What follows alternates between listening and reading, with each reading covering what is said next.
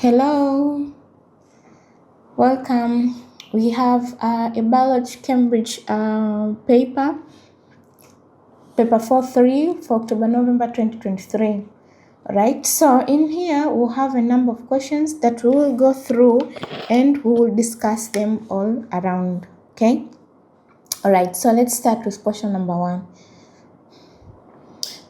Figure 1.1 is a diagram of an insect pollinated flower. As we can see it's a flower over there. And of course, it has so many parts labeled on it. We have part A up to part G. Okay, right. Then we have from there a question which says, using the information in figure 1.1, complete the table 1.1.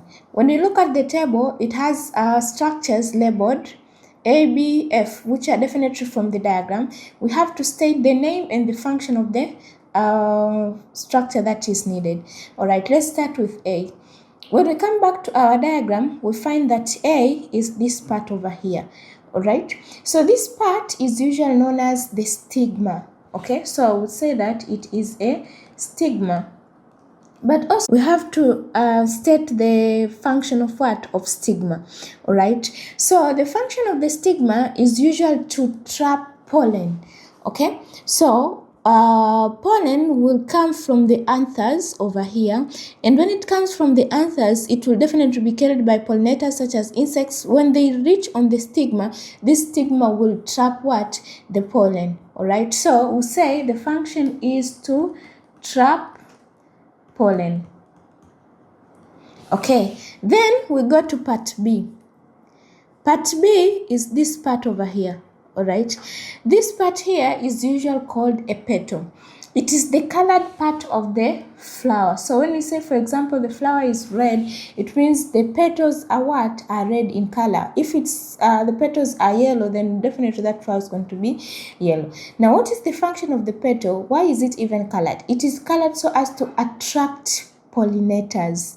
Okay, different insects that can land on the flower, they are definitely attracted to that flower by its color. So we can say to attract pollinators. Okay, then we have part F. Part F is this part over here. This part are usually like small leaf-like structure. This part here is known as a sepal. And its function is to protect flower bud. Okay, so say protects flower bud. Yeah, so that is the function of the sepal. Then state the names of two structures that form the stamen in flowering plants. So stamen, this is usually the male part of the flower. Okay, and the structures that form the male part of the flower are usually anther, the anther and the filament. All right, yeah, so these are the structures that form the male part of what? Of a flowering plant. And then we go to B. B says describe the stages in the reproduction of a flowering plant from self-pollination to fertilization. Okay, so we have to explain what is taking place inside the flowering plant, but we are going to start from a point of self-pollination. All right, so when we hear self-pollination, it means that this is transfer of pollen from the anther to the stigma of the same flower, or from the anther to the stigma of another flower but within the same plant. Okay, that's why we say that is self-pollination. So I would say that here self-pollination, first of all, it occurs within the same flower or plant. All right, so within the same flower or within these flowers or of that particular plant, one plant. Okay, what is happening? We say that pollen is transferred from anther to stigma of the flower. Okay, then after it is transferred over there, what happens? We say that the next thing that is happening is pollen tube grows from the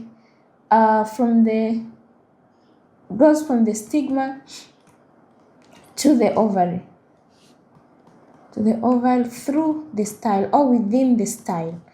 Okay, so from the stigma within the style, the pollen tube grows. Okay, then after that, what is happening? The pollen moves through the pollen tube. Okay, the pollen moves through the pollen tube. That is the next thing. All right, after it moves, what happened? And then and gets into the ovary through micropyle of the ovary, right? After that, then it fuses with the ovule. It fuses with the ovule, right, which is in the oval, with the ovule to form a zygote. Okay, yeah. So what is happening? Which is fertilization. Okay, so what happens is that the pollen lands on the stigma. After it lands on the stigma, it is then going to move through the pollen tube from the stigma to the ovary. Then it will get into the ovary through the micropyle.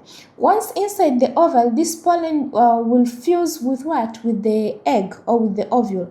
After it fuses with the ovule, it will form a zygote, a process known as fertilization. So that is what is happening from the point of self-pollination to when fertilization occurs. Then our next question here says, outline the advantages and disadvantages of self-pollination compared with cross-pollination. All right, how is self-pollination of an advantage, and how is it a disadvantage in comparison to cross-pollination? Okay, so let's start with advantages. All right, okay, so if you're talking of self-pollination, it's occurring within the same flower, within the same plant. So the first thing we expect is less loss of pollen. We expect many pollen will land onto the stigma. So one of the advantages that we can speak about in this scenario is that we have less pollen loss. Okay, a lot of pollen are maintained. All right, yeah. And then apart from this, if we have less pollen loss, it means we have more chances of successful pollination. Okay, more chances of successful pollination. All right, yes. Then apart from that, we can also say that it is less dependent on pollinators. Okay, less dependent on pollinators. Yeah, so these are some of the advantages of what? Of self-pollination in comparison to cross-pollination, because cross-pollination involves loss of pollen loss. It might not be successful, and it definitely does depend on pollinators. Then we can also see the disadvantages. Okay, what are the disadvantages of this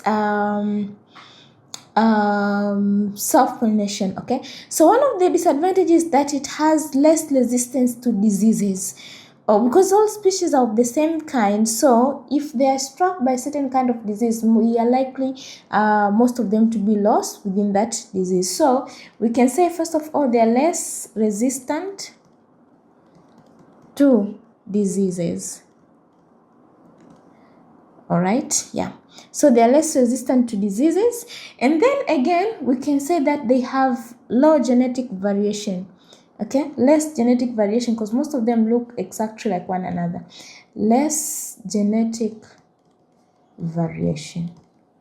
So these can stand as the disadvantages of what? Of self-pollination. We move to the second question. It says figure 2.1a is a diagram of cross-pollination, of cross-section of part of a leaf. Okay, it has parts labeled J and K. Okay, so we go to our question. Identify and explain how the structures labeled J and K are adapted to photosynthesis. Alright, so we need to know what J represents and what K represents. Let's start with J. This part here is usually the upper epidermis. Alright, so J will be labeled as upper epidermis. Okay, then we go to the function of the epidermis. Alright. Yeah, so we know epidermis is a part of the plant that is a bit, we can say, like transparent to allow light to pass through. Right? So it's a transparent part of the plant that allows light to pass through. So if it's allowing light to pass through, it means it is letting light get through the leaf so that the process of what? Of photosynthesis can do what? Can take place. And that is how it facilitates the whole process of photosynthesis, allowing light to pass through to be used for photosynthesis. So say that it is transparent to let light pass through for photosynthesis.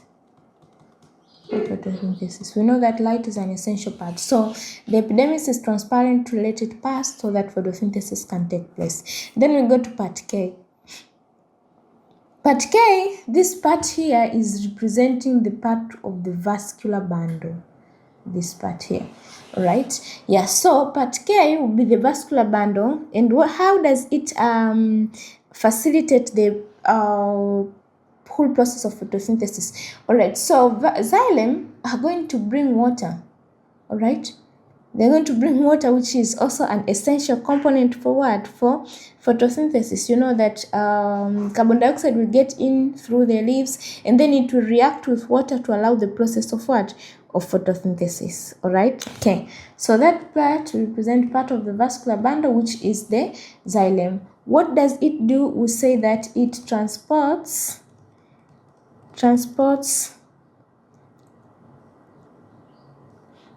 water to the leaf. All right. Yeah, transports water to the leaf for use in photosynthesis. How will water be used? It will react with carbon dioxide to form what? Glucose and oxygen. All right, then we go to part B. Part B says, in an experiment, fell-crest plant Arabidopsis theriana were grown in normal atmospheric and high carbon dioxide concentrations. The transpiration rate, the mean number of chloroplasts per cell, and the concentration of starch and magnesium were measured. As we can see here, we have factor measured, transpiration rate, mean number of chloroplasts, concentration of starch, concentration of magnesium. All right, then normal carbon dioxide concentration, high carbon dioxide concentration, like that. Then the question says, complete the sentences about data shown in table 2.1. All right, so let's read the sentences first. It says here, table 2.1 shows that increasing the carbon dioxide concentration caused more starch to be produced in the leaves. This shows that at normal carbon dioxide concentration, carbon dioxide is a dash. It is going to be a limiting factor. Why do we say a limiting factor? A limiting factor is one that is like limiting or controlling a certain process to take place. When carbon dioxide was added, more starch was produced. Alright, but when carbon dioxide concentrations were just normal, the rate of starch produced was not as high as when carbon dioxide was increased. So here, carbon dioxide is acting as a limiting factor for the process of photosynthesis. During photosynthesis, dash molecules of carbon dioxide are required to make one molecule of glucose. All right. So when we look at the equation for photosynthesis, the equation for photosynthesis is definitely having 6 carbon dioxide, all right, yeah, that are reacting with 6 molecules of water. And of course, at the end of the reaction, we get a glucose, which is like this. All right, so we can say here 6 molecules of carbon dioxide are giving us what? Definitely 1 molecule of what? Of glucose. All right, so we'll say during carbon dioxide, 6 molecules of carbon dioxide are required to give 1 molecule of glucose. The greater quantity of starch stored in leaves grown in high carbon dioxide concentration means when needed, more glucose can be produced for transport in the phloem. So the leaves are acting as sources, because what do? They involve the carbon dioxide reaction. A lot of carbon dioxide reaction with water is taking place within the leaf to make what?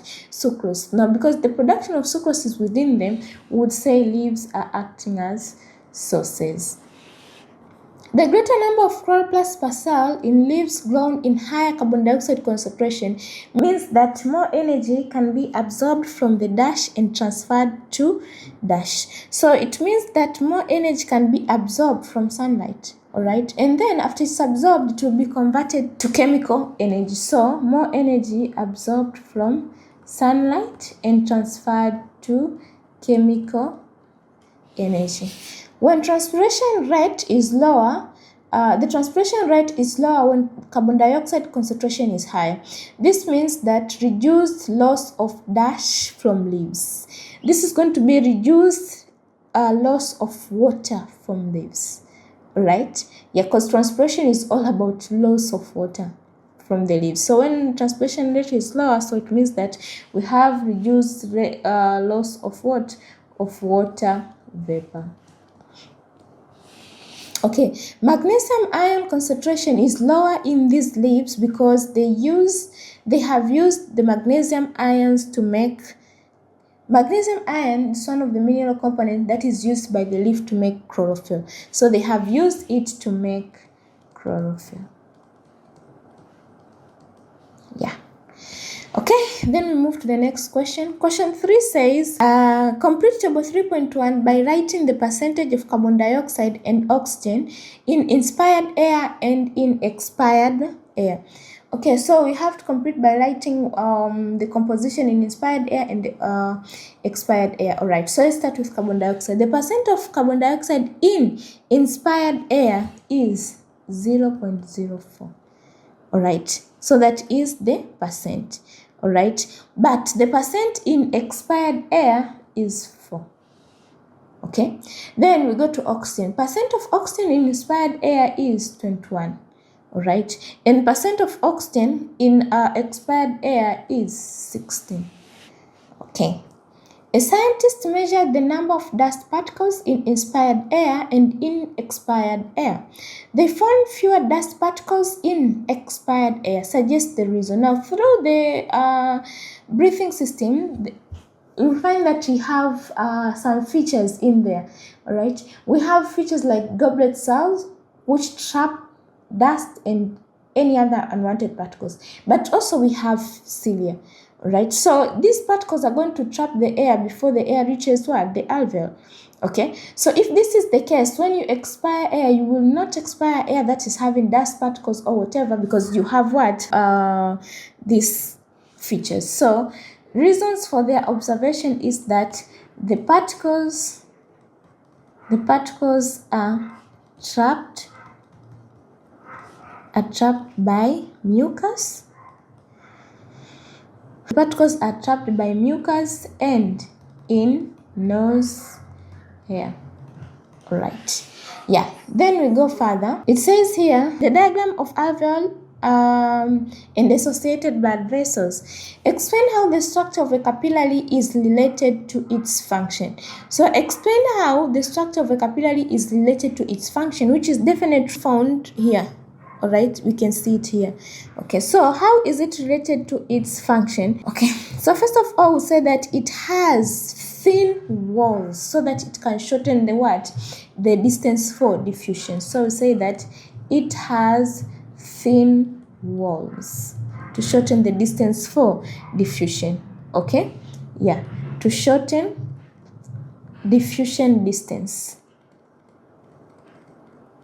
Okay, that is one feature that it has. Apart from that, we can say that it has small lumen. Apart from being thin, it also has what? Small lumen. all right, to slow blood pressure and also to allow what? Diffusion. Okay, yeah. And then we can also say that it has gaps. There are gaps between capillary cells. Okay, so gaps, as we can see there, gaps between capillary cells. All right, shorten pressure and stuff like that. So that is how a capillary is related to its function. All right, state the name of the component of blood that transports oxygen. So the component of blood, we have 4 components of blood: platelets, plasma, white blood cells, and red blood cells.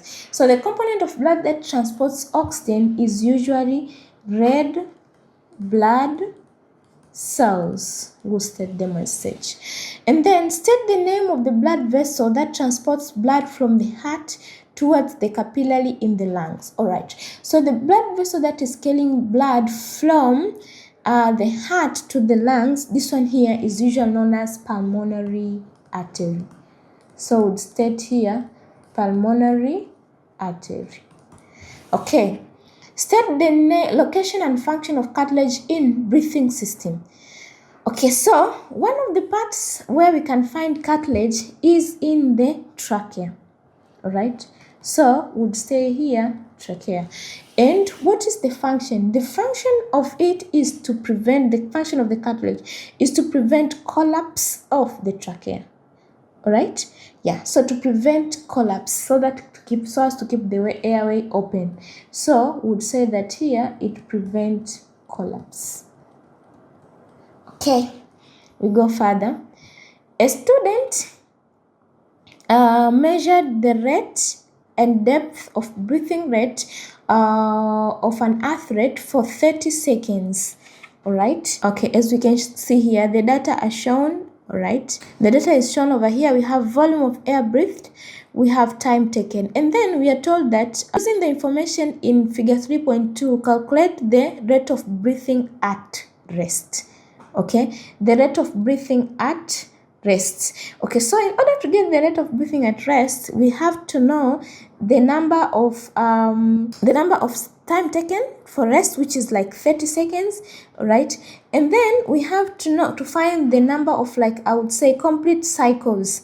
Okay, complete breath cycles in what? In one expiration and one inspiration. All right, yeah. Okay, so we'll look for the number of complete cycles. Let's say we have 1, 2, 3, 4, 5, 6. All right, so if you see here, if you look at this one here, this is labeled as one breath. Okay, so to get the number of complete cycles, we'll get 1, which is here, 2, this will be 3, 4, 5, 6. This one is not complete and this one is not complete. So we have 6 cycles. All right. Now, in order to get the breathing rate at rest, we have to take these breathing cycles, which are now 6. All right. So would like say number of breaths in 30 seconds are 6. All right, but we need number of breathing rate of breaths in 60 seconds, which is at rest. So we got to say number of breaths in 60 seconds. How do we get it?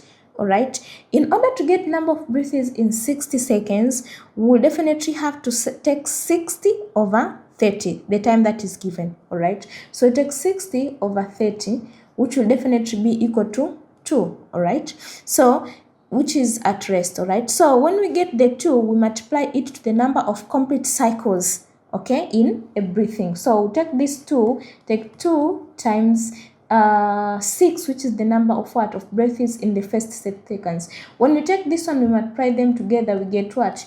12. So, number of breathing rate is 12 per minute. Okay, the measurements were repeated while the athlete was learning on a treadmill. Okay, so the athlete was running on a treadmill. Okay, the data are shown in figure 3.3. We have volume of air breathed in the y-axis and time taken. And then the question says here, using the information, calculate the volume of air inspired in one breath from 25 seconds. All right. volume of air inspired in one breath from 25 seconds. To calculate the volume of air, we need to take the volume at the peak and the volume at what? At the bottom. Okay, so in short, volume of air breathed in is the difference between the maximum and minimum volume in a cycle. Okay, so say here, volume of air breathed equals to maximum volume in a cycle, and we subtract it to minimum volume in a cycle. Okay, so we are told at 25. Definitely at 25 is like in some point here. So when we come to read 25 will probably be at this point, which is like 3.8, 3.2, 0.4, 0.5, 0.2, 0.4, 0.6, so it's like 3.8, which is maximum, over minus lower point. Lower point is like here, which is definitely 1.0, 1.2, 0.4, 0.6, so it's like 1.2. All right, so to get the air will be 8 minus 2, 6. So 6 point, and then 3 minus this one, 2. So using the information, calculate the volume of air inspired in one breath. So the volume is going to be 2.6 dm cubed. Explain the effect of exercise on rate and depth of breathing shown in figure 3.2. Explain the effect of exercise on rate and depth of breathing shown in figure 3.2. Okay, here. Where is 3.2? Yeah, here. All right. So the one thing we should know is that exercise will need more what? More oxygen. So in short, we will have increased breathing rate. All right, more oxygen will be needed so that it can look like figure 3.3. And then apart from that, we'll have more muscle contractions. All right, because of the rapid movement. Okay. And then again, we'll have increased carbon dioxide concentration, which will actually also increase the rate of breathing, because now we have a high carbon dioxide concentration. And if we have high carbon dioxide concentration, we'll have increased pH. Because, right, carbon dioxide, when it's formed, it's been broken down into hydrogen carbonate ions and hydrogen ions. So hydrogen ions increase the rate of what? Of pH in the blood. Okay. Yeah, so more oxygen will be needed if we are taking comparison to figure 3.2. More oxygen needed. One of the effect is more oxygen will be needed to increase the rate of respiration. Okay, to release energy in respiration. Okay, that's one thing. Apart from that, we'll have increased carbon dioxide concentration. Increase carbon dioxide concentration. Why? Because the rate of exercise is high. Carbon dioxide concentration, that's another feature we'll expect over there. Apart from increased carbon dioxide concentration, we'll have lower pH in the blood. All right, yeah. And then we'll also have increased muscle contraction.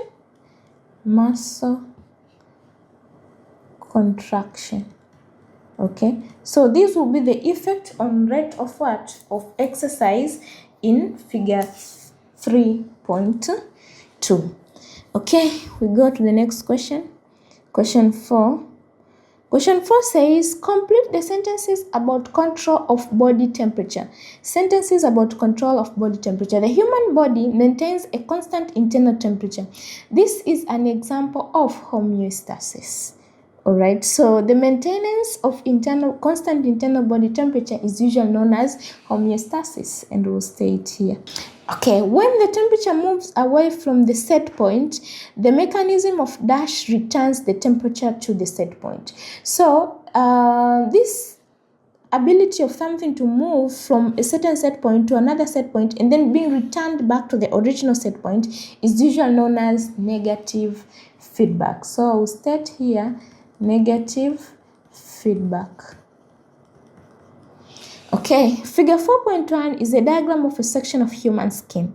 All right, state the names of the structures L or J. Let's start with L. All right, so L, this part here is usually representing the sweat gland. So L, we'll say this is a sweat gland. And then O, where's O? O is here. You can see it. So all these ones here are receptors. Okay, and then we have J.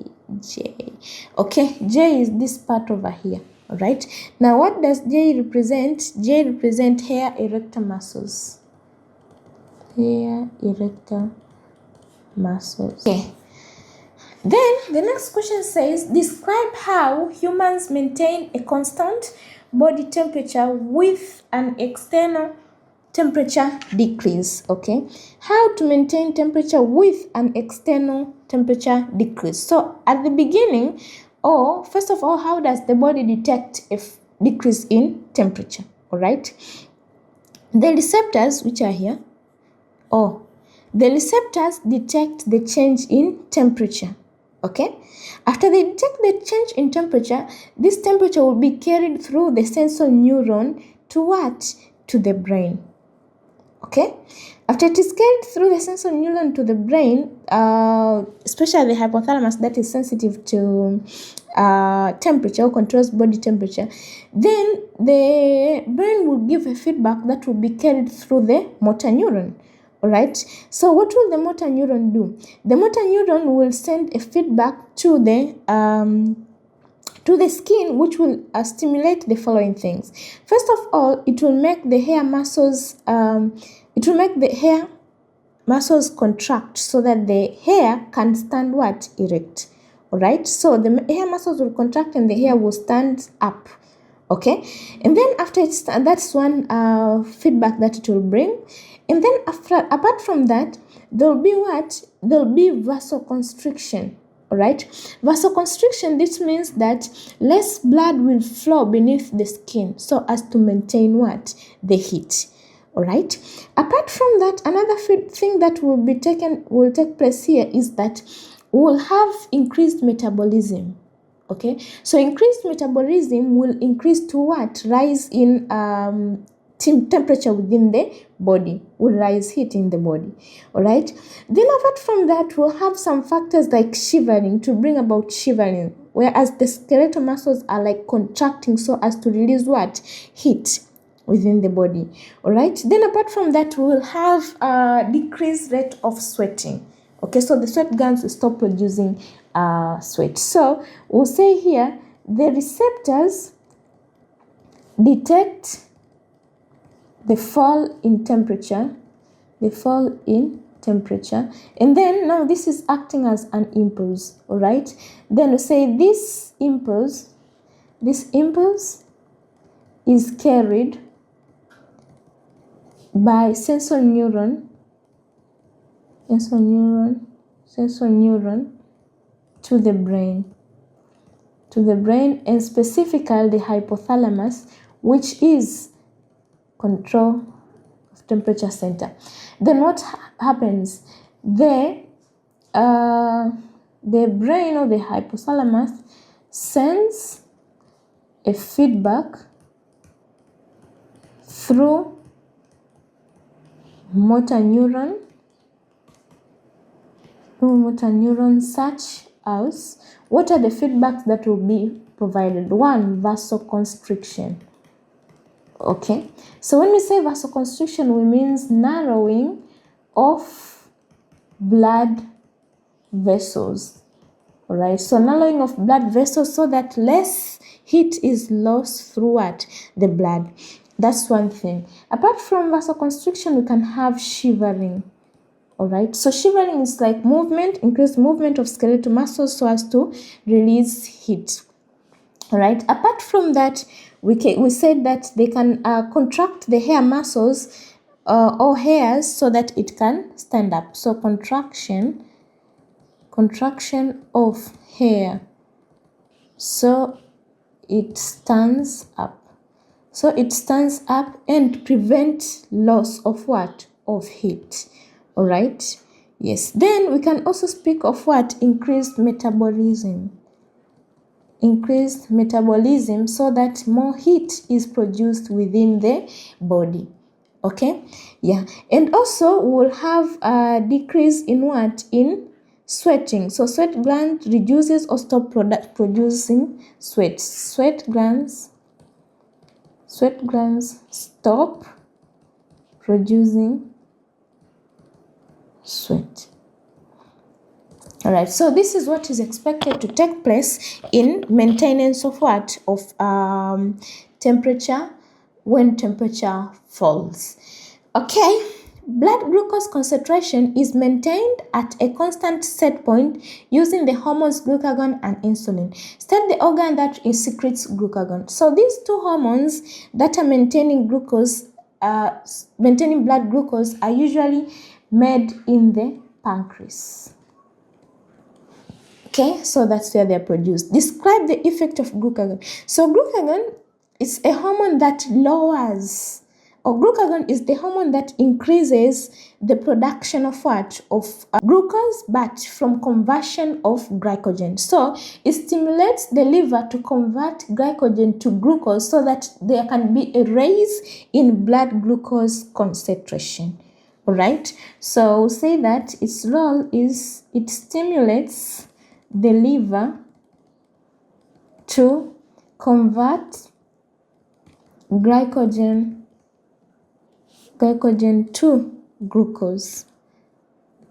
In other words, we say that it raises blood glucose. Yeah, this is what it does. And then we move to the next question, question number 5. State two cell structures found in both animal and bacterial cells. All right, so one of the two structures that we can find in both of them, first of all, is a cell membrane. We have a cell membrane. That's one thing we can find in all of them. Apart from cell membrane, we can find in all of them cytoplasm. Okay, so these are the two features we can find in both cells. And then the next question says, state why bacteria are useful in biotechnology. Okay, so reasons as to why bacteria are useful in biotechnology, first of all, is that they have no ethical concerns, fewer or no ethical concerns. So here they have no ethical concerns. Many people are not concerned about bacteria. Okay? And then apart from that, we say that they reproduce rapidly. They reproduce very quickly. Okay, so again, they reproduce rapidly. All right, yeah. Apart from producing rapidly, they have something called plasmid. Okay, so the plasmid is the one that is usually extracted to be used in the whole process of biotechnology. So we would say that they have plasmid. This is another reason. All right, and then again, they are so small. They take a very small place, and they are easy to what? To manipulate. So we say that they are small. Apart from being small, they are also very easy to manipulate. Okay, genetically modified bacteria were grown in a fermenter.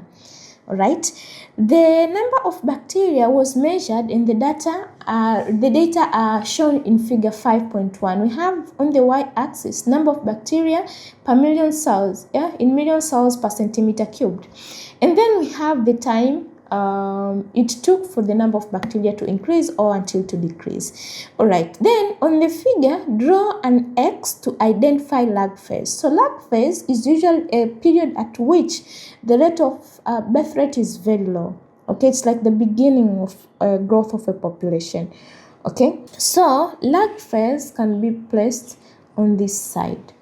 Okay, and then we have the next part, which says draw Y to show where the birth rate equals to death rate. So birth rate equals to death rate at a point where the population is stationary. And if that is the point, so this part here is the one that is going to be Y. Okay, And then calculate how long it takes for the number of bacteria to reduce by half after the bacteria have been in a fermenter for 24 hours. So calculate how long it takes for the number of bacteria to reduce by half after the bacteria have been in the fermenter for 24 hours. After 24 hours, okay. So at maximum, the bacteria are at maximum, the maximum number or volume after 24 hours, the maximum is 10 million. All right. Now, in order to get the half number, because we need to find when it decreases to half. So 10 million, the half of 10 million, the highest production is going to be 5 million, right? Okay, so 10, half of 10 is 5 million. Now, we need to see at what time is the rate of production 5 million, all right? Yeah, here. We come back here and see that 5 million is here. Okay, then we have to see the time. Okay, so we'll move down to see at what time is the production 5 million. All right, yeah, so we come down as such here. Okay, so after 36 hours is when the production falls to what? To 5 million. All right, yeah. Then we are told to take how long the bacteria is reduced to half after 24 hours. So in order to get that one, we are going to take the time that we have received, which we have read from the graph, which means it takes 36 hours, but after 24 hours in order to reduce to half. All right, so it will be 36 minus 24, which will definitely give us 6 minus 4 is 2, and 3 minus 2 is 1. So it will definitely take 12 hours. The next question says, describe and explain the change in bacterial population size from 24 hours to 50 hours. Describe and explain the change in bacterial population size from 24 to, all right, so from 24, it's approximately here, okay, where production was at maximum, to 50 hours when here production is the lowest. Okay, so we have to explain the changes. All right, the changes is that at 50 hours the death rate is way higher. We can see death rate is higher than what? At 24 hours. All right, now what could be the reason is that now we have increased waste. All right, we have competition and stuff like that. All right, we don't have natural resources and stuff like that. Okay, so we'll say that, describe the changes. We'll say the population size has fallen. The population size has fallen as death rate is higher or above death rate. Death rate is higher than birth rate. Okay, so why is it going to be like this? Due to first of all, increase in competition. Due to increase in competition of what? Of resources like space, of nutrients. All right, yes, so increase in competition. All right, build up of wastes. All right, build up of waste from the activities that are taking place within the body. All right, and also another reason can be increase in temperature, because as time went by, the rate of temperature also increased. So temperature could be damaging. All right, so increase in temperature, that's another thing that could have resulted to fall or death of what? Of the bacterial population. All right, yeah, increasement. And also we could speak of limited resources. So this explains why the population size of bacteria has fallen from 24 hours in comparison to when it was 50 hours. Okay, death rate is higher than birth rate, and we have reasons like increased competition, buildup of waste, increase in temperature, and also limited resources. Okay, the next question says that the fermenter is kept at optimum temperature for bacteria. For the bacteria, explain why this is important for enzyme function. All right, so we know that at optimum temperature, the rate of the reaction is way higher. All right, we have maximum collisions, and if we have maximum collisions, it means we have enough enzyme substrate complexes that are being formed, which will eventually lead to what? Enough substrate to be formed. And that is why the fermenter is kept at what? At maximum temperature for the bacteria, so that we can have the products. Okay, so we'll say here at optimum temperature,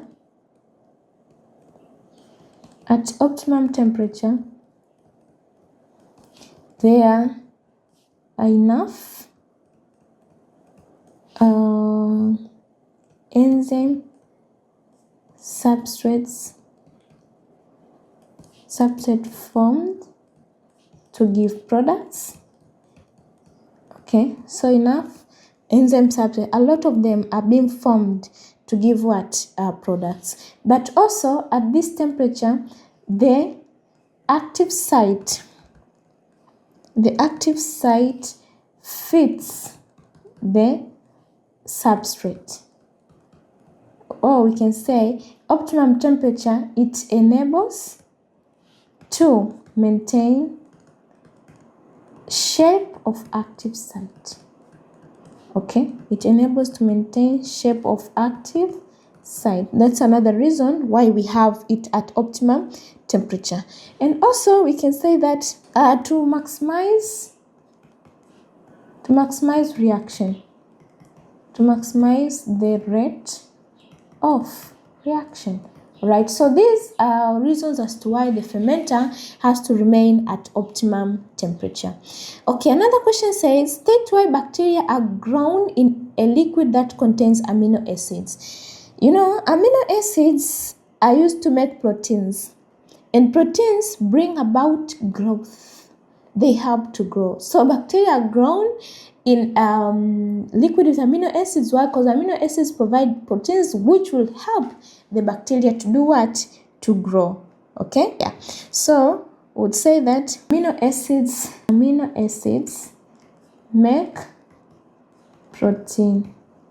All right, yeah, and then protein enables growth, enables organisms to grow. That's why they are grown in liquid with amino acids. All right, go to question number 6. Xerophytes are plants that are adapted for an environment which has very little available water. Describe the meaning of adaptation. So adaptation is like something or certain features that enables organisms to do what? To survive in a particular environment. Okay, so it's a process that is resulting, actually it occurs slowly. Okay, so it's a process resulting from natural selection that enables organisms to survive in an environment. So adaptation say that this results from natural selection.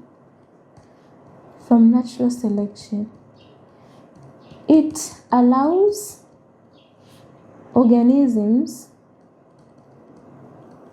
to survive in their environments over many generations.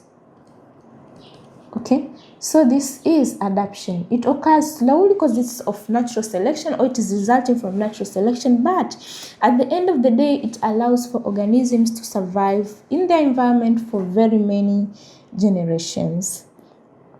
Okay, figure 6.1 is a photograph of saguaro cactus which lives in a desert. The climate in a desert has very low rainfall and very high daytime temperatures. Now we can see the cactus over here. And then the question says, describe 2 visible features shown in figure 6.1 and explain how each feature is beneficial for living in a desert. All right, the first feature that we can see is like spines. All right, we see they have spines here, these ones here around them. All right, so spines are like reduced leaves. What reduced leaves? So if they're like reduced leaves, it means they lower the rate of transpiration so that water is maintained. Right, so the first feature will say that they have spines. They have spines. What will spines do? These ones here reduce surface area. They reduce rate of transpiration. Okay, so they reduce the rate of transpiration, and of course they'll have to maintain water. Apart from that, they have again very thick stem. I think we can see that the stem is very thick. All right, so if the stem is very thick, what is the use? The use is to store water so that they can survive in this desert-like environment. So they have thick stem. Why do they have thick stem? The stem is to store water. Okay, we move to the next question here. It says that table 6.1 shows some data about stomato density in the leaves of one plant that is not a xerophyte and 3 xerophyte plants. All right, so we have the 3 xerophyte plants here: tongue leaf, less and ice plant, while have oak tree as the only one that is not a xerophyte. Using the information, estimate the total number of stomata in ice plant with a lower leaf surface area of 8 centimeter squares. So we have, this is number of stomata is in millimeters, but leaf is in what? Centimeter squared. All right, so the first thing that we have to do is convert the leaf surface area into millimeters square. All right, so 8 centimeters square into millimeters square equals to how many millimeters square? We have to know this one here. So when we convert this one here, 8 centimeters square will be equivalent to saying 8 times 10, but 10 is in millimeters square, right? So the leaf surface area is approximately equal to 800 millimeters square. All right, so after we get the 800 millimeters square, in order to get the total number of stomata, we will take this area, which is now in millimeters square, and multiply to the what? To the number of stomata that are found in this what? Leaf. So it will be 800 millimeters squared times the total number of stomata, which is 42. All right, yeah. So we multiply this one here aside. When we multiply it aside over here, we get 33600. Yeah, so this is going to be the estimated number of stomatas in the what? The total in the stomata. Oh, sorry, the total number of stomata in the lower leaf surface. All right, in order to get it, first we convert the area that we've been given into millimeters square. Why? Because number of stomata is in millimeters square.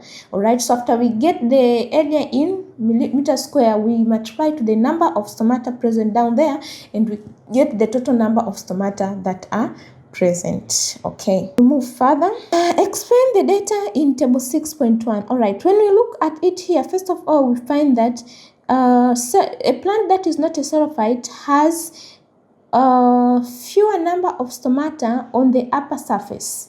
All right, it has only 94, but the ones that are xerophytes have a less number in comparison to it.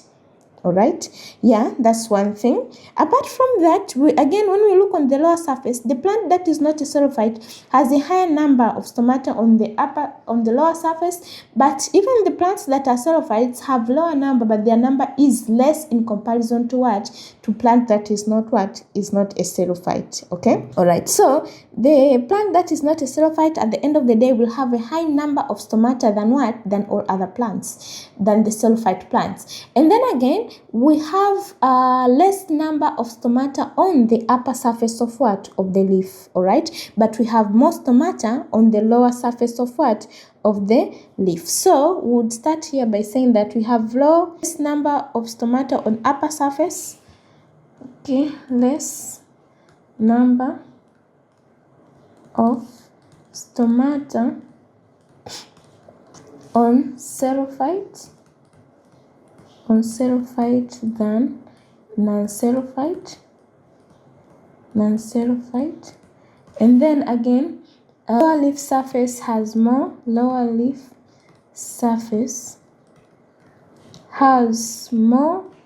stomata than upper leaf surface.